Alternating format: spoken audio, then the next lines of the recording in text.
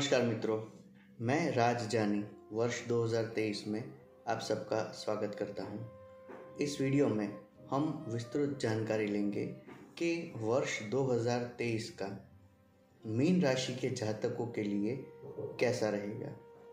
कैसा रहेगा आपकी हेल्थ के लिए, कैसा रहेगा आपकी वेल्थ के लिए, कैसा रहेगा आपके फाइनेंशियल मैटर्स के लिए, साथ ही में आपके फैमिली प्रॉब्लम्स, डिस्प्यूट, इन सब में कैसा रहेगा। आपके कॉन्फिडेंस लेवल में, आपके vehicle, property, purchasing, selling, house का, तो इन सब में कैसा रहेगा। जो स्टूडेंट्स हैं तो उनकी स्टडी के लिए, उनकी हेल्थ के लिए, स्टडी के आगे बढ़ के अगर कोई को करिकुलर एक्टिविटीज़ हो उसमें कैसा रहेगा। साथ ही में आप कोई कॉम्पिटिटिव एग्ज़ाम दे के आगे पढ़ने के लिए या तो फिर कोई गवर्नमेंट जॉब के लिए आप ट्राई कर रहे हो तो ये साल आपके लिए कैसा रहेगा। साथ ही में जो लोग मैरिड है तो उनके दाम्पत्य जीवन के लिए कैसा रहेगा।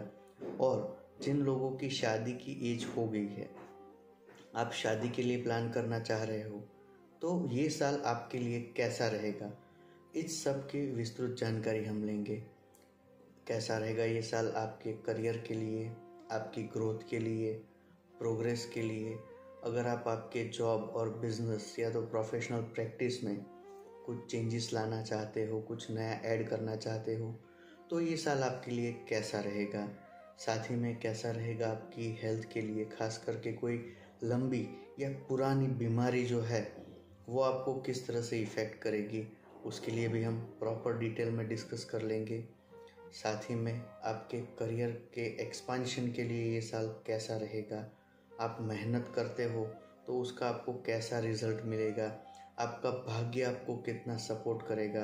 अगर आपकी लाइफ में या फैमिली में कहीं लीगल मैटर चल रही है या लीगल डिस्प्यूट्स चल रहा है तो इन सब के रिजोल्यूशन के लिए आप क्या कर सकते हो, ये साल आपको किस तरह से बेनिफिट कराएगा, इस सब की जानकारी हम इस वीडियो में लेंगे। न्यूमरोलॉजिकली हम देखें तो 2023 मतलब कि 2 + 2 + 3 साल का टोटल होता है 7 नंबर।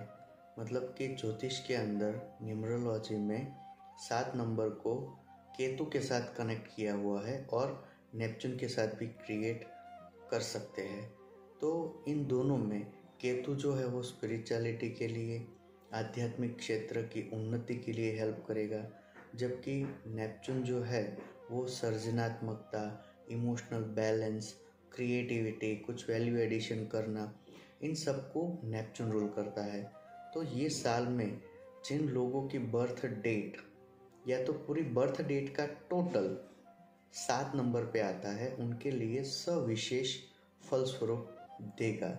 जैसे कि 7 तारीख हो गई, 16 तारीख हो गई, 25 तारीख हो गई, या तो आपकी पूरी डेट ऑफ बर्थ का एग्रीगेट आप करते हो और वो सिंगल डिजिट पे आप लाते हो नंबर को, तो अगर वो 7 आ रहा है तो आपके लिए ये साल विशेष महत्वपूर्ण रहेगा। इस वीडियो में एस्ट्रोलॉजी के अंदर स्पेसिफिकली हम देखें तो 3 प्लैनेट के लिए ज़्यादा हम एम्फोसिस करेंगे। पहला है आपके शनिदेव का, दूसरे नंबर पे आएंगे आपके गुरुदेव और तीसरे नंबर पे राहुदेव। तो सबसे पहले हम शुरुआत करें कि शनिदेव का आपकी राशि में कैसे इम्पैक्ट होगा, जो कि 17 जनवरी से चेंज होंगे शनिदेव और आपकी राशि में द्वादश भाव में आएंगे 17 जनवरी के बाद से। तो सिंपल वर्ड्स में मैं कहूँ तो मीन राशि के जातकों के लिए शनि की 7.5 का प्रारंभ 17 जनवरी से हो जाएगा, जबकि 2.5 साल के 3 फेज 7.5 साल तक आपको शनि की 7.5 का इफेक्ट रहेगा। इस 7.5 में आपको सबसे पहले तो आपकी हेल्थ में खास करके back pain, leg pain, muscles pain, इन तीनों में ध्यान रखना है। अगर उससे रिलेटेड आपको कोई भी स्ट्रेन हो, तकलीफ चालू हो जाए तो मेडिकल अटेंशन, डॉक्टर की एडवाइस, थोड़ा रेस्ट या तो लंबा ट्रैवलिंग, ड्राइविंग, वो सब अवॉइड करना है। साथ ही में अगर आपकी सिटिंग स्टैंडिंग जॉब की पोजीशन हो तो उसे ऐसे बैलेंस करो कि जिससे आपके बॉडी के ऊपर वो स्ट्रेन ना रहे। शनिदेव आपके द्वादश भाव में है तो उसकी 3 दृष्टियाँ पहली सेकंड हाउस पे धन राशि में नीच की पड़ेगी, जहाँ पे ऑलरेडी गोचर का राहु ट्रांजिट कर रहा है 31 अक्टूबर तक। तो आने वाले 2.5 साल तक आपको फाइनेंशियल प्लानिंग ऐसी करनी है कि जिससे आप लीगली डिस्प्यूट में ना आ जाओ। लीगल गारंटी लेना, रिस्पॉन्सिबिलिटी लेना, उसको आपको अवॉइड करना है। फाइनेंशियल प्लानिंग या इन्वेस्टमेंट आप कोई भी करो तो आपको ध्यान ये रखना है कि आने वाले 2.5 साल तक उसको आप पैसिवली मैनेज करो। उसमें चेंज या फ्लक्चुएशन आता है तो उससे आपका माइंड और मूड स्विंगिंग पे इफ़ेक्ट ना हो, उसका ध्यान रखना है। दूसरे नंबर पे शनि देव की 7वीं दृष्टि 6ठे स्थान पे पड़ेगी, शत्रु राशि सिंह में। तो सूर्य के घर में शनि की दृष्टि से आपको शायद शत्रुओं से रिलेटेड कोई मन में परिताप रहे, किसी का टेंशन रहे, किसी के साथ वर्बल मिसकम्युनिकेशन हो जाए, ऐसा पॉसिबल हो सकता है। तो इस टाइम पे आपको पेशेंसली और पॉजिटिवली या तो लीगल डिस्प्यूट्स को अवॉइड करके आपका टाइम पास करना पड़ेगा। और इस टाइम पे खास करके आने वाले 3 या 4 महीने या तो फिर आने वाले 3 साल तक, जनवरी, फरवरी और मार्च, ये 4 महीनों में आपको किसी के साथ फाइनेंशियल प्रॉब्लम ना हो या तो फिर मिसअंडरस्टैंडिंग ना हो, उसका खास ध्यान रखना है, क्योंकि शनिदेव आपको यहाँ पे ज़्यादा इफ़ेक्ट कर सकते हैं। फिर शनिदेव की 10वीं दृष्टि आपके भाग्य स्थान में शत्रु राशि में पड़ेगी, मतलब कि आपका जो भाग्य है उसमें शनिदेव दृष्टि करके थोड़ा आपको भाग्य लेवल पे भी स्ट्रगल कराएंगे। मतलब कि आपको कोई काम डिले होना या स्ट्रगल होना पॉसिबल है। तो अगर ऐसी चीज़ें आप फील करो तो आपको थोड़ा उसमें ध्यान ये रखना है कि अपने आप को एक सेफ़र मार्जिन दे के रखो। मतलब कि कोई भी टाइम पे अगर नहीं होता है तो आप बैकअप का भी एक एक्स्ट्रा बैकअप प्लान करके रखो। इस टाइम पे पैर पे लगना या कमर पे लगना, चोट आना, एक्सीडेंट होना, ये थोड़ा बहुत आपको रहेगा। तो उसके लिए भी आपको prevention is better than cure वही मैं आपको एज ऑफ नाउ सजेस्ट कर सकता हूँ। आप अगर शनिवार के दिन शनिदेव का जो बीज मंत्र है ओम प्राम प्रेम प्रोम सह शनिये नमः, इसका आप मंत्र जाप कर सकते हो। या तो फिर सैटरडे और ट्यूसडे को हनुमान चालीसा बोल सकते हो।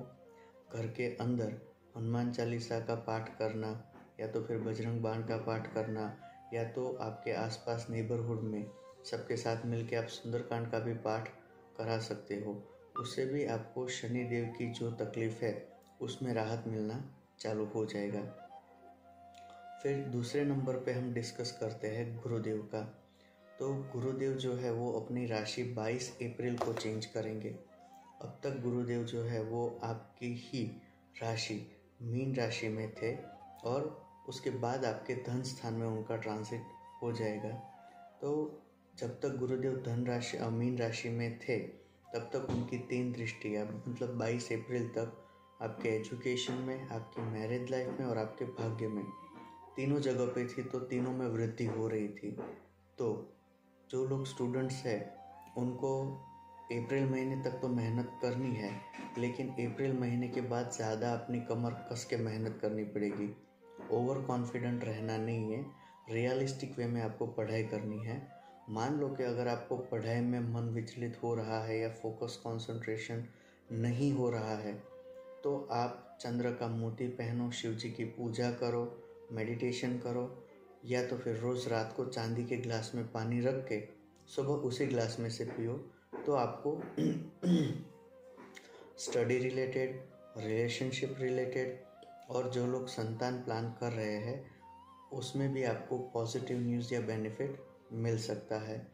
फिर गुरुदेव की दूसरी दृष्टि 22 अप्रैल तक आपके मैरिज स्थान में पड़ रही है। तो मैरिज लाइफ को भी वो सर्वाइविंग लेवल पे रखती है।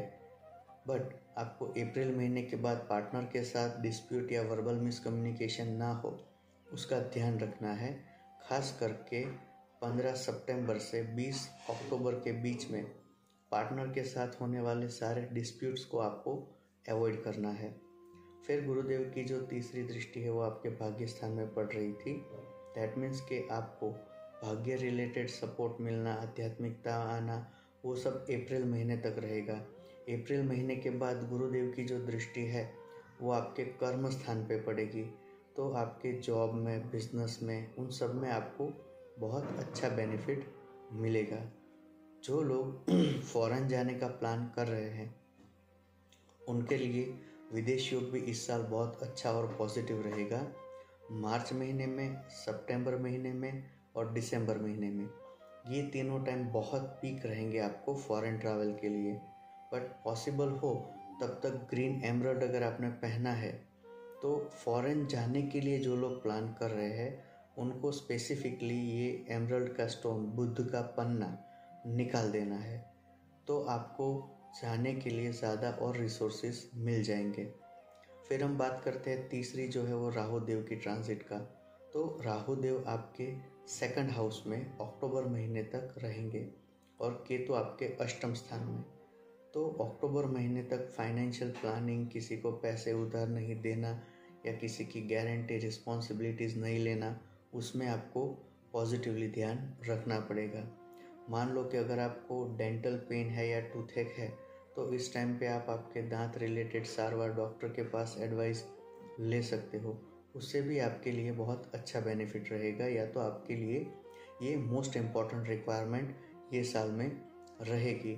साल के अंत के अंतिम चरण में जब राहु फर्स्ट हाउस में और केतु सेवंथ हाउस में ट्रांसिट करेंगे तो उस टाइम पे आपको पार्टनर के साथ मिसअंडरस्टैंडिंग होना या डिस्प्यूट होना पॉसिबल है। तो साल के अंतिम चरण अक्टूबर, नवंबर, दिसंबर में पार्टनर के साथ मिसअंडरस्टैंडिंग ना हो ऐसा ध्यान रखना है। उनसे रिलेटेड अगर कोई मेडिकल एक्सपेंडिचर होता है तो आप कर सकते हो। ओवरऑल शनिदेव की 7.5 और सेकंड हाउस में राहु की वजह से ये साल आपके लिए बिलो एवरेज रह सकता है, तो प्लानिंग करके थोड़ा पेशेंस रख के आपको ये साल निकालना पड़ेगा। ज्योतिष संबंधी आपको कोई भी क्वेश्चन, कन्फ्यूजन हो तो आप मुझे 8128854388 पे कॉल या मैसेज कर सकते हो। आशा रखता हूँ कि ये साल आपके लिए, आपके परिवार के लिए और फ्रेंड सर्कल के लिए बहुत अच्छा और पॉजिटिव रहे। नमस्ते।